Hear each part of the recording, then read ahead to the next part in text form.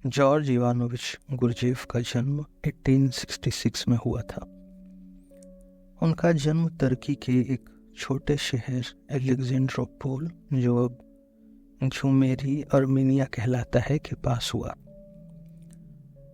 Gurdjieff एक culturally rich और diverse environment में बड़े हुए।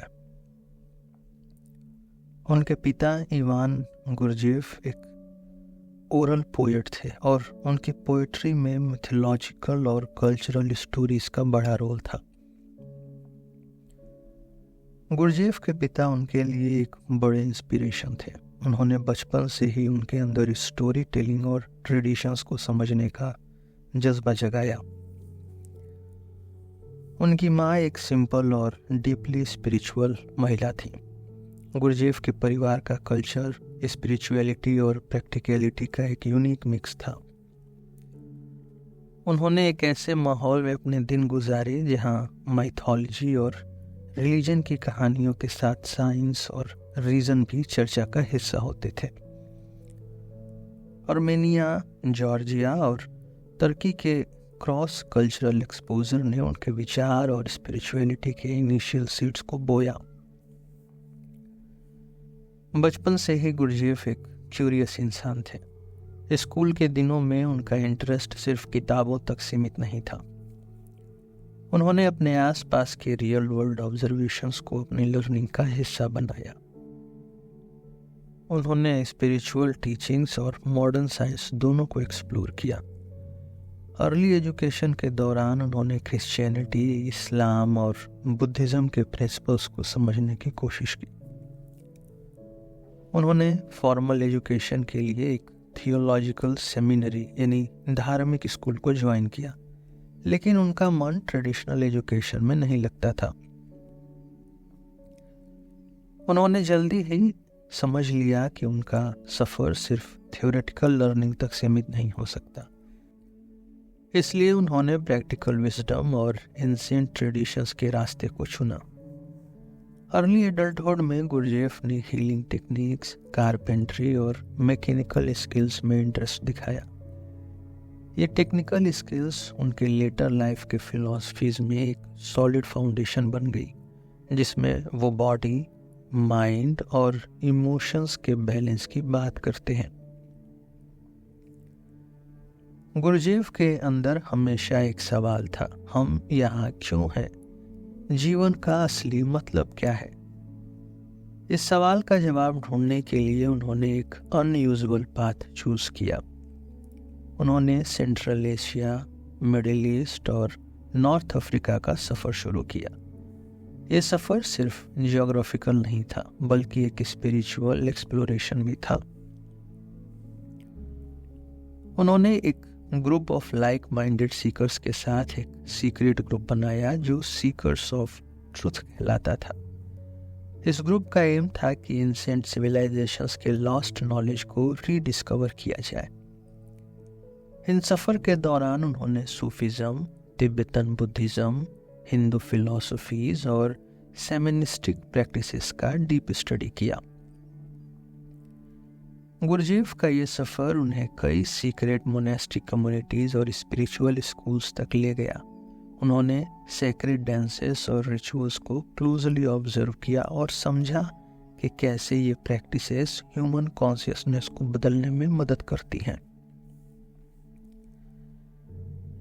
इस जर्नी के दौरान उन्होंने एक कोर आइडिया डेवलप किया। इंसान अपनी कॉन्शियसनेस के साथ वर्क करके अपने पोटेंशियल को अनलॉक कर सकता है। वो कहते थे कि हर ट्रेडिशन के अंदर एक कॉमन ट्रूथ है जो कि कॉन्शियस लिविंग और सेल्फ अवेयरनेस की तरफ ले जाता है। यही उनका फोर्थ वे का फाउंडेशन बना। उन्होंने अपने सफ़र से ये भी समझा कि स्पिरिचुअलिटी का मतलब सिर्फ रिचुअल्स नहीं है, उसका रियल एम है अपने आप को समझना और कॉन्शियसली जीना। ये रियलाइजेशन उनके लेटर टीचिंग्स में सेंट्रल था। गुरजेफ की फोर्थ वे फिलॉसफी एक यूनिक अप्रोच है जो ट्रेडिशनल स्पिरिचुअल पाथ्स यानी फकीर, body focused, monk, faith focused और योगी माइंड फोकस्ड से अलग है। ये एक होलिस्टिक रास्ता है जो इंसान के बॉडी, माइंड और इमोशंस को एक साथ बैलेंस करने पर जोर देता है। ट्रेडिशनल पाथ्स में एक इंसान को अपना एक एस्पेक्ट जैसे बॉडी या माइंड पर फोकस करना पड़ता था। गुरजेफ कहते थे कि ये इनकम्प्लीट अप्रोच है, क्योंकि एक इंसान को अपने पूरे सेल्फ पर काम करना चाहिए। फोर्थ वे का बेसिक आइडिया है कि इंसान अपने डेली लाइफ के रूटीन को बदले बिना स्पिरिचुअल ग्रोथ कर सकता है। यह फिलॉसफी उन लोगों के लिए है जो अपने पर्सनल और स्पिरिचुअल गोल्स के बीच बैलेंस बनाना चाहते हैं। इसमें रिचुअल्स या आइसोलेशन की ज़रूरत नहीं है। ये आपके रोज़ के काम और रिस्पॉन्सिबिलिटीज़ के बीच सेल्फ अवेयरनेस डेवलप करने का रास्ता है। गुरजेफ के अकॉर्डिंग अक्सर लोग अपने लाइफ मैकेनिकल मोड में जीते हैं। हम एक्शंस लेते हैं, डिसीजंस करते हैं, लेकिन वो सब बिना सोच समझ के होता है। सेल्फ रिमेम्बरिंग का मतलब है हर मोमेंट में अवेयर रहना कि आप क्या कर रहे हैं और क्यों कर रहे हैं। ये एक ऐसी स्टेट है जिसमें आप अपने थॉट्स, इमोशंस और एक्शंस के लिए फुल्ली प्रेजेंट होते हैं। गुरजेफ कहते थे कि इंसान की जिंदगी अक्सर एक मशीन की तरह होती है। हम बिना सोचे समझे अपने एक्शंस को रिपीट करते हैं। ये यांत्रिक जीवन, मैकेनिकल लिविंग का एक सिम्टम है। इसका मतलब है कि हम एक फिक्स्ड पैटर्न में फंसे रहते हैं, जैसे एक प्रोग्राम रन करते हुए। उन्होंने इस कॉन्सेप्ट को समझाने के लिए एक एनालॉजी दी थी, एक छोटी सी नाव जो हवा और लहरों के सहारे चली जा रही है। अगर नाव के पास अपना एक डायरेक्शन और कंट्रोल नहीं होगा तो वो सिर्फ हवा के फ्लो में हिलती रहेगी। इस तरह हमारी लाइफ भी बिना कॉन्शियसनेस के उस हवा की तरह चलती है। फोर्थ वे में कॉन्शियस एफर्ट एक बहुत इंपॉर्टेंट प्रिंसिपल है। इसका मतलब है अपनी एनर्जी को इंटेंशनली यूज करना और अपने एक्शंस में अवेयरनेस लाना। गुरजेफ कहते थे कि अगर इंसान अपनी एनर्जी को बिना प्लानिंग के वेस्ट करेगा तो वो अपने गोल्स अचीव नहीं कर पाएगा। कॉन्शियस एफर्ट्स का मतलब है अपने हर एक्शन के पीछे एक क्लियर पर्पस और अवेयरनेस रखना। आइए इस फोर्थ वे के कुछ प्रैक्टिकल एप्लीकेशंस को समझते हैं। फोर्थ वे का एक इम्पॉर्टेंट एप्लीकेशन में अपने आप को ऑब्जर्व करना शामिल है। जब हम अपने बिहेवियर और रिएक्शंस को देखें, उन्हें जज न करें, सिर्फ नोटिस करें कि हम किस तरह रिएक्ट करते हैं और क्या सोचते हैं। ये अवेयरनेस हमें अपने अनकॉन्शियस पैटर्न से फ्री होने में मदद करती है। Divide your attention. Daily task में अपने अटेंशन को कॉन्शियसली डिवाइड करना एक और एक्सरसाइज है।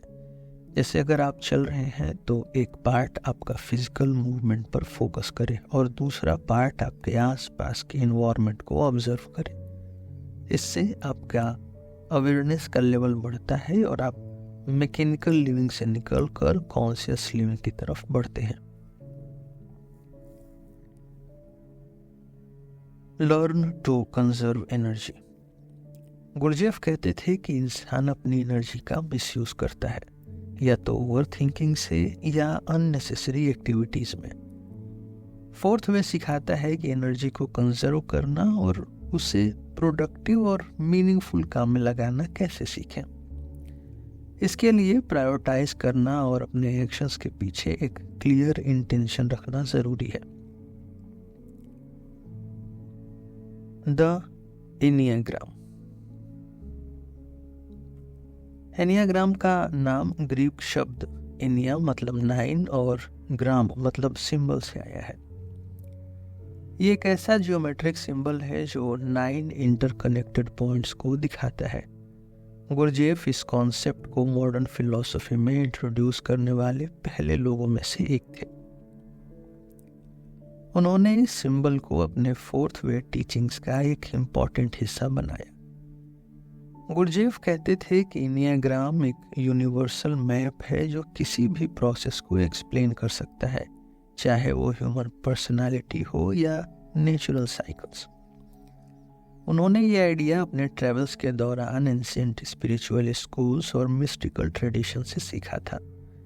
इस सिंबल को उन्होंने एक प्रैक्टिकल टूल बनाया जो सेल्फ अवेयरनेस और स्पिरिचुअल ग्रोथ में मदद करता है। एनियाग्राम एक सर्कुलर डायग्राम है जिसमें 9 पॉइंट्स इंटरकनेक्टेड हैं। हर पॉइंट एक यूनिक कैरेक्टरिस्टिक या एनर्जी को रिप्रेजेंट करता है। इन पॉइंट्स के कनेक्शन एक डीपर अंडरस्टैंडिंग देते हैं कि कैसे ह्यूमन बिहेवियर और नेचुरल लॉज काम करते हैं। आइए इन 9 पॉइंट्स और इनके मीनिंग को समझने की कोशिश करते हैं। Point 1, the perfectionist. ये लोग हाई स्टैंडर्ड्स और डिसिप्लिन में बिलीव करते हैं। इनका फोकस चीज़ों को परफेक्ट बनाने पर होता है। Point 2, the helper. ये लोग दूसरों की मदद करने में खुशी फील करते हैं। इनका नेचर नर्चरिंग और केयरिंग होता है। Point 3, the achiever. ये लोग गोल ओरिएंटेड होते हैं। इनका फोकस सक्सेस और रिकॉग्निशन पर होता है। Point 4, the individualist. ये लोग यूनिक और क्रिएटिव होते हैं। इनका फोकस अपने इमोशंस और इनर वर्ल्ड को एक्सप्लोर करना होता है। Point 5, the investigator. ये लोग क्यूरियस और एनालिटिकल होते हैं। इनका इंटरेस्ट नॉलेज और अंडरस्टैंडिंग में होता है। Point 6, the loyalist. ये लोग रिस्पॉन्सिबल और सिक्योरिटी सीकिंग होते हैं। इनका फोकस ट्रस्ट और रिलायबिलिटी पर होता है। Point 7, the enthusiast. ये लोग एडवेंचरस और ऑप्टिमिस्टिक होते हैं। इनका फोकस लाइफ के पॉजिटिव एक्सपीरियंसेस एक्सप्लोर करने पर होता है। Point 8, the challenger. ये लोग स्ट्रॉन्ग और असर्टिव होते हैं। इनका फोकस कंट्रोल और पावर पर होता है। Point 9, the peace maker. ये लोग काम और हार्मनी लिविंग होते हैं। इनका फोकस कॉन्फ्लिक्ट्स को रिजॉल्व करने और बैलेंस मेंटेन करने पर होता है। एनियाग्राम का स्ट्रक्चर लीनियर नहीं है। हर पॉइंट दूसरे पॉइंट के साथ कनेक्टेड है। ये कनेक्शंस दिखाते हैं कि कैसे एक इंसान का बिहेवियर डिफरेंट सिचुएशंस में चेंज होता है। सेंटर में जो ट्रायंगल और हेक्सागोनल पैटर्न है वो डायनेमिक प्रोसेस और ट्रांसफॉर्मेशन को रिप्रेजेंट करता है। एनियाग्राम का सबसे बड़ा यूज सेल्फ अवेयरनेस और पर्सनल ग्रोथ में है। ये एक मैप की तरह काम करता है जो आपको अपने स्ट्रेंथ्स, वीकनेसेस और अनकॉन्शियस पैटर्न्स को समझने में मदद करता है। पहला स्टेप है अपना एनियाग्राम टाइप आइडेंटिफाई करना। जब आप अपने टाइप को समझ लेते हैं तो आप अपनी हैबिट्स और रिएक्शंस को बेटर समझ पाते हैं। हर टाइप की अपनी एक लिमिटेशन होती है। जैसे परफेक्शनिस्ट ओवर क्रिटिकल हो सकता है और हेल्पर अपने नीड्स को इग्नोर कर सकता है। एनियाग्राम आपको इन पैटर्न्स को आइडेंटिफाई करके उन्हें ट्रांसफॉर्म करने का रास्ता दिखाता है। एनियाग्राम आपको दूसरे लोगों के पर्सपेक्टिव समझने में भी मदद करता है। ये आपको एम्पैथी और अंडरस्टैंडिंग डेवलप करने का एक टूल देता है। एनियाग्राम को कई बार क्रिटिसाइज किया गया है। कुछ लोग इसे ओवरली सिंपलिस्टिक मानते हैं, जबकि कुछ लोग कहते हैं कि ये साइंटिफिक बेसिस पर नहीं टिकता। मॉडर्न साइकोलॉजी में ये हमेशा एक एक्सेप्टेड फ्रेमवर्क नहीं रहा है। इसके क्रिटिसिज्म के बावजूद कई साइकोलॉजिस्ट और स्पिरिचुअल टीचर्स ने इस कॉन्सेप्ट को अडॉप्ट किया है। उनका कहना है कि ये एक प्रैक्टिकल और फ्लेक्सिबल टूल है जो इंसान के अंदर की कॉम्प्लेक्सिटीज को समझने में मदद करता है।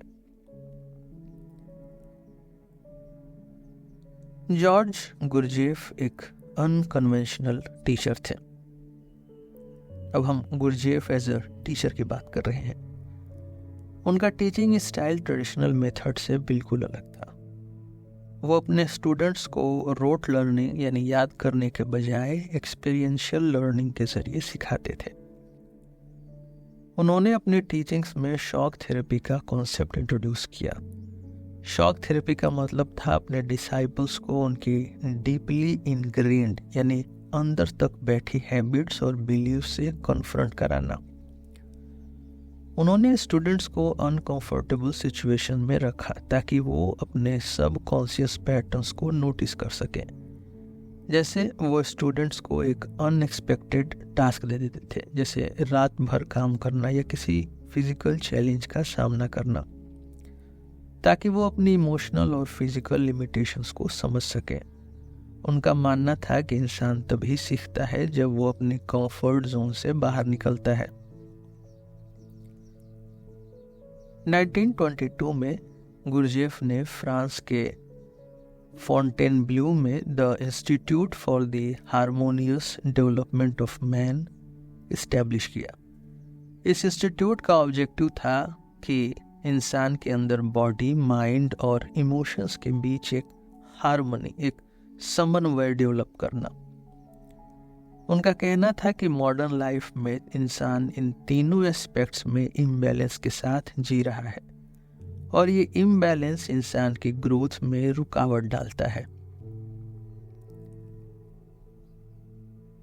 इंस्टीट्यूट में कई यूनिक प्रैक्टिसेस फॉलो की जाती थी, जैसे मूवमेंट्स और सेक्रेड डांसेस, ग्रुप वर्क और मैनुअल लेबर। मूवमेंट्स और सेक्रेड डांसेस ये फिजिकल एक्सरसाइजेस इंसान के अंदर फोकस और कोऑर्डिनेशन बढ़ाने के लिए डिज़ाइन किए गए थे। हर मूवमेंट एक सिंबॉलिक मीनिंग रिप्रेजेंट करता था जो इंसान के इंटरनल बैलेंस को समझने में मदद करता था। ग्रुप वर्क, गुरजेफ का मानना था कि एक इंसान खुद से अपनी वीकनेसेस को आइडेंटिफाई नहीं कर सकता, इसलिए ग्रुप वर्क के जरिए डिसाइपल्स आपस में अपनी ऑब्जर्वेशंस शेयर करते थे और अपने फ्लॉज पर काम करते थे। मैनुअल लेबर, इंस्टीट्यूट में स्टूडेंट से गार्डनिंग, कंस्ट्रक्शन और कुकिंग जैसे टास्क करवाए जाते थे। ये फिजिकल टास्क सिर्फ काम के लिए नहीं थे, बल्कि इंसान के अंदर फोकस और पेशेंस डेवलप करने के लिए डिजाइन किए गए थे। गुरजेफ ने अपने टीचिंग से कई डिसाइपल्स को इन्फ्लुएंस किया। इन स्टूडेंट्स में राइटर्स, फिलोसोफर्स और आर्टिस्ट शामिल थे जिन्होंने उनके आइडियाज को अपने अपने डोमेन्स में आगे बढ़ाया। पीडी ऑस्पेंस्की उनके सबसे वेल नोन स्टूडेंट्स में से एक थे। उन्होंने गुरजेफ के आइडियाज को सिस्टमेटिकली डॉक्यूमेंट किया और उनका काम in search of the miraculous के नाम से पब्लिश किया गया। ये किताब गुरजेफ के टीचिंग्स के लिए एक एंट्री पॉइंट मानी जाती है। जेन डे सल्जमान गुरजेफ की एक क्लोज डिसाइपल थी, जिन्होंने उनके मेथड्स को इंस्टीट्यूट के क्लोजर के बाद प्रिजर्व किया और आगे बढ़ाया। उनका फोकस मूवमेंट्स और डांसेस को प्रमोट करने पर था। थॉमस डी हार्टमन एक म्यूजिशियन और कंपोजर थे। थॉमस ने गुरजेफ के साथ काम करके उनकी टीचिंग्स को म्यूजिक के जरिए एक्सप्रेस किया। इन डिसाइपल्स ने गुरजेफ के आइडियाज को वाइडर ऑडियंस तक पहुंचाने में एक इम्पॉर्टेंट रोल प्ले किया। गुरजेफ के अनकन्वेंशनल मेथड्स की वजह से उनके टीचिंग्स को समझने में कई मिसकॉन्सेप्शंस और क्रिटिसिज्म्स भी आए।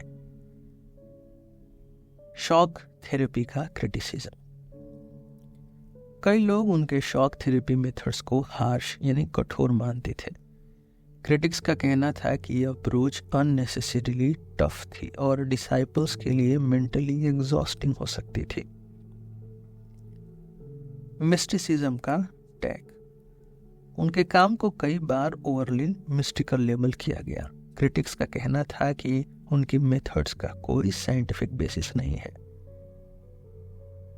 डिसाइपलशिप मॉडल का मिसअंडरस्टैंडिंग, गुरजेफ के डिसाइपलशिप मॉडल को कई लोग ऑथोरिटेरियन यानी ऑटोक्रेटिक समझते थे, जबकि वो एक कोलैबोरेटिव और सेल्फ अवेयरनेस फोकस्ड सिस्टम था। गुरजेफ के टीचिंग स्टाइल और कम्युनिटी बिल्डिंग एफर्ट्स एक डीप ट्रांसफॉर्मेशन का रास्ता था जो ट्रेडिशनल मेथड से परे था। उन्होंने एक ऐसे सिस्टम का डेवलपमेंट किया जो इंसान के बॉडी, माइंड और इमोशंस के बैलेंस को प्रैक्टिकल मेथड्स के जरिए इम्प्रूव कर सके। गुरजेफ ने अपनी फिलॉसफीज और ऑब्जर्वेशंस को अपने लिखे हुए काम के जरिए एक्सप्रेस किया। उनकी बुक्स न सिर्फ स्पिरिचुअल टीचिंग्स का खजाना है, बल्कि इंसानी अस्तित्व और सेल्फ इवोल्यूशन के ऊपर एक डीप एक्सप्लोरेशन भी है। ये काम उनके कॉम्प्लेक्स और यूनिक विचारधारा को समझने के लिए एक इम्पोर्टेंट सोर्स है। अब गुरजेफ की बुक्स पर बात करते हैं। पहला, बेल्ज़ेबब्स टेल्स टू हिज ग्रैंडसन। ये गुरजेफ की सबसे प्रमुख और चैलेंजिंग बुक है। इसका फुल टाइटल है An objectively impartial criticism of the life of man। इस बुक का स्ट्रक्चर एक गैलेक्टिक नैरेटिव के रूप में है, जिसमें बेल्ज़ेबब अपने ग्रैंडसन को इंसानी जीवन और हिस्ट्री के ऊपर अपने इनसाइट्स शेयर करते हैं। इस बुक का मेन फोकस इंसान की मैकेनिकल नेचर और स्पिरिचुअल इग्नोरेंस पर है। बेल्ज़ेबब अपने ग्रैंडसन को एक्सप्लेन करते हैं कि कैसे इंसान अपने अनकॉन्शियस हैबिट्स और पैटर्न्स के कारण अपने रियल पोटेंशियल को नहीं समझ पाता।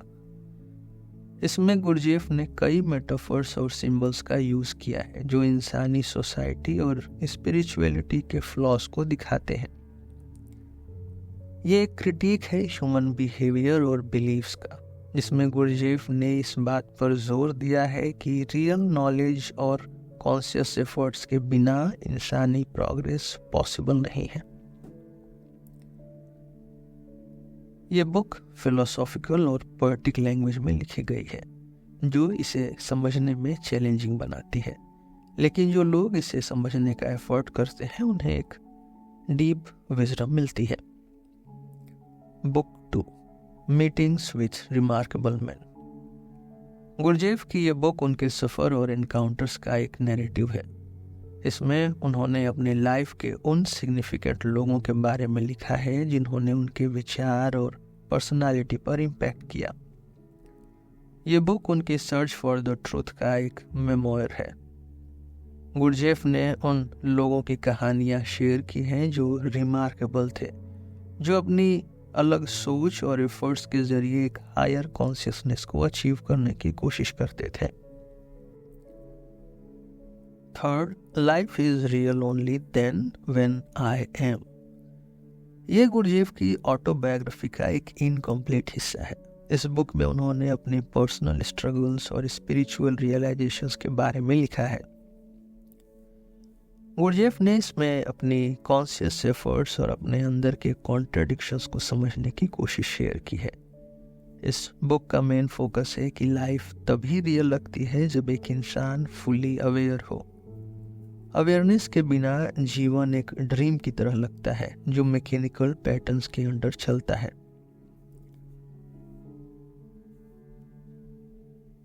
गुरजेफ के वर्क्स के अक्रॉस जो थीम्स रही हैं वो रही है कॉन्शियसनेस यानी चेतना, स्पिरिचुअलिटी यानी आध्यात्मिकता और सेल्फ इवोल्यूशन यानी स्वयं विकास।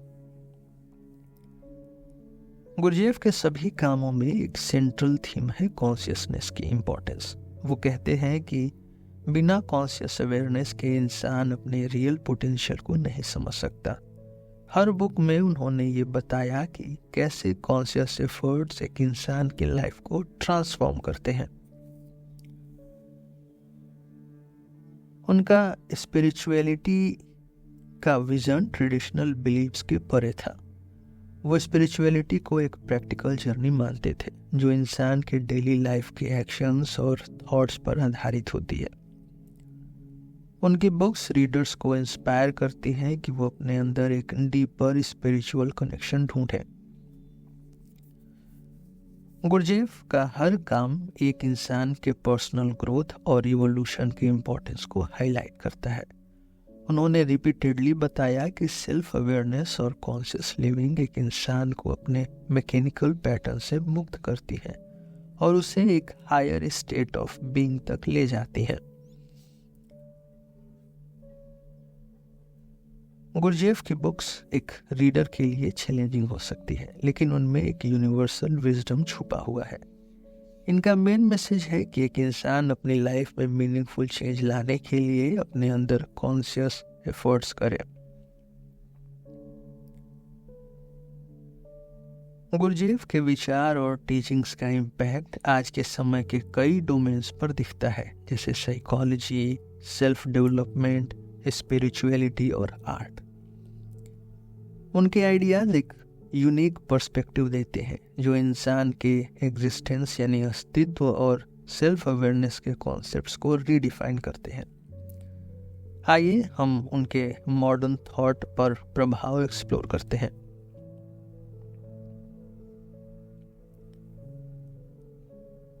गुरजेफ के आइडियाज का एक सिग्निफिकेंट इम्पैक्ट मॉडर्न साइकोलॉजी और सेल्फ मूवमेंट्स पर रहा है। कार्ल युंग एक रिनॉन्ड स्विस साइकोलॉजिस्ट और गुरजेफ के विचार में कई पैरेलल्स हैं। दोनों कहते हैं कि इंसान अपने अनकॉन्शियस यानी अवचेतन पैटर्न से गवर्न होता है। गुरजेफ का कॉन्सेप्ट सेल्फ रिमेम्बरिंग और युंग का इंडिविजुएशन प्रोसेस एक तरह से मिलते हैं। दोनों का फोकस है इंसान अपने सबकॉन्शियस एलिमेंट्स को कॉन्शियस एफर्ट्स के जरिए इंटीग्रेट करे। गुरजेफ का मैकेनिकल लिविंग का आइडिया भी युंग के शैडो कॉन्सेप्ट से रेजोनेट करता है, जो कहता है कि इंसान अपने अनकॉन्शियस ट्रेट को एक्सेप्ट करके अपनी कंप्लीटनेस अचीव कर सकता है। सेल्फ हेल्प लिटरेचर में माइंडफुलनेस और कॉन्शियस लिविंग के आइडियाज गुरजेफ के फिलॉसफीज के कोर एलिमेंट्स हैं। कई मोटिवेशनल स्पीकर्स और सेल्फ इम्प्रूवमेंट कोचेस गुरजेफ के कॉन्शियस एफर्ट्स और सेल्फ अवेयरनेस कॉन्सेप्ट्स का यूज करते हैं। गुरजेफ के स्पिरिचुअल टीचिंग्स का इम्पैक्ट उनके कंटेम्पररी और लेटर स्पिरिचुअल लीडर्स के काम में भी दिखा। उनके फिलॉसफीज को कई मिस्टिक्स और स्पिरिचुअल थिंकर्स ने अडॉप्ट किया और उन्हें अपने तरीके से इवॉल्व किया। ओशो, जो अपने डायनामिक मेडिटेशंस और रेडिकल आइडियाज के लिए जाने जाते हैं, उनकी टीचिंग्स में गुरजेफ का असर दिखाई देता है। ओशो के मेडिटेशन टेक्निक्स जो बॉडी, माइंड और इमोशंस को इंटीग्रेशन पर फोकस करती हैं, गुरजेफ के फोर्थ वे से डायरेक्टली इन्फ्लुएंस्ड है। गुरजेफ का एम्फेसिस की स्पिरिचुअलिटी प्रैक्टिकल होनी चाहिए और वो इंसान के रोज के एक्शंस में रिफ्लेक्ट होनी चाहिए। ओशो के कॉन्सेप्ट्स में डीपली दिखता है। सूफी प्रैक्टिसेस और मेडिटेटिव टेक्निक्स में गुरजेफ के काम का एक इनडायरेक्ट कनेक्शन है, क्योंकि उन्होंने अपने ट्रेवल्स के दौरान सूफीज्म के प्रिंसिपल्स को डीपली स्टडी किया था। गुरजेफ के आइडियाज का इन्फ्लुएंस सिर्फ स्पिरिचुअल और साइकोलॉजिकल डोमेन्स तक सीमित नहीं है। उन्होंने आर्ट, म्यूजिक और थिएटर पर भी अपना एक यूनिक प्रभाव छोड़ा। गुरजेफ ने म्यूजिक को एक स्पिरिचुअल टूल की तरह देखा। थॉमस डी हर्टमैन के साथ उन्होंने म्यूजिक का एक रेपर्टोयर डेवलप किया जो ह्यूमन इमोशंस और कॉन्शियसनेस के स्टेट्स को रिप्रेजेंट करता है। उनकी कॉम्पोजिशंस का स्ट्रक्चर मैथमेटिकली प्रिसाइज और डीपली सिंबॉलिक होता है, जो उनके हारमोनियस डेवलपमेंट के फिलॉसफी को रिफ्लेक्ट करता है। गुरजेफ ने अपने टीचिंग्स में सेक्रेड डांसेस और मूवमेंट्स का यूज किया। ये डांसेस एक मेडिटेटिव प्रैक्टिस थे जो इंसान के अंदर अवेयरनेस और डिसिप्लिन डेवलप करते थे। आज भी उनके मूवमेंट्स कई थिएटर और डांस वर्कशॉप्स का पार्ट है, जहाँ पार्टिसिपेंट्स अपने बॉडी और माइंड के बीच कोऑर्डिनेशन को एक्सप्लोर करते हैं। गुरजेफ के टीचिंग्स का एक बड़ा हिस्सा स्टोरी टेलिंग और ड्रामेटिक टेक्निक्स में दिखाई देता है। उनका अप्रोच उनके स्टूडेंट्स के इंटरनल कॉन्फ्लिक्ट्स और सब कॉन्शियस ड्राइव्स को ड्रामेटाइज करने का था, जो उन्हें सेल्फ अवेयरनेस के प्रोसेस में ले जाता था। गुरजेफ की लाइफ और टीचिंग्स जितनी इम्पैक्टफुल थी, उतना ही कंट्रोवर्शियल भी रही है। गुरजेफ के शॉक थेरेपी अप्रोच को अक्सर हार्श और अननेसेसरी कहा गया। क्रिटिक्स का मानना था कि स्टूडेंट्स को इंटेंशनली अनकंफर्टेबल सिचुएशन में डालना मेंटली और इमोशनली डैमेजिंग हो सकता है। कई ऑब्जर्वर्स को लगा कि उनके ये मेथड्स स्टूडेंट्स के वेलबींग के लिए रिस्की थे, स्पेशली उन डिसाइपल्स के लिए जो ऑलरेडी इमोशनली वल्नरेबल थे। उनके टीचिंग्स में मिस्टिसिज्म और सिंबोलिज्म का यूज भी कई लोगों के लिए कंफ्यूजिंग था। क्रिटिक्स का कहना था कि उनके आइडियाज़ का प्रैक्टिकल एप्लीकेशन अनक्लियर है। कई बार उनके मेटाफर्स और एनालॉजीज को ओवर कॉम्प्लिकेटेड समझा गया, जो कॉमन लोगों के लिए उनके फिलॉसफी को समझना मुश्किल बनाता था।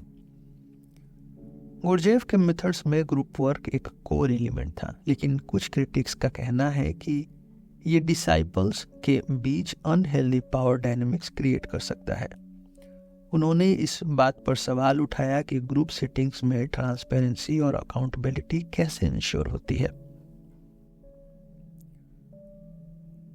गुरजेफ की टीचिंग्स टाइमलेस हैं क्योंकि वो इंसान के core struggles, self awareness, balance और ट्रांसफॉर्मेशन को एड्रेस करती हैं। आज की दुनिया के फास्ट पेस्ड और डिस्ट्रैक्शन फील्ड एनवायरनमेंट में उनका काम एक प्रैक्टिकल और इम्पैक्टफुल गाइड बन सकता है।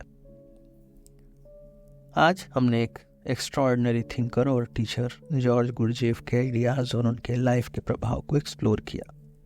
हमने देखा कि कैसे उनकी टीचिंग्स जैसे फोर्थ वे, सेल्फ रिमेंबरिंग और कॉन्शियस एफर्ट्स इंसानी जीवन के कोर स्ट्रगल्स को एड्रेस करती हैं।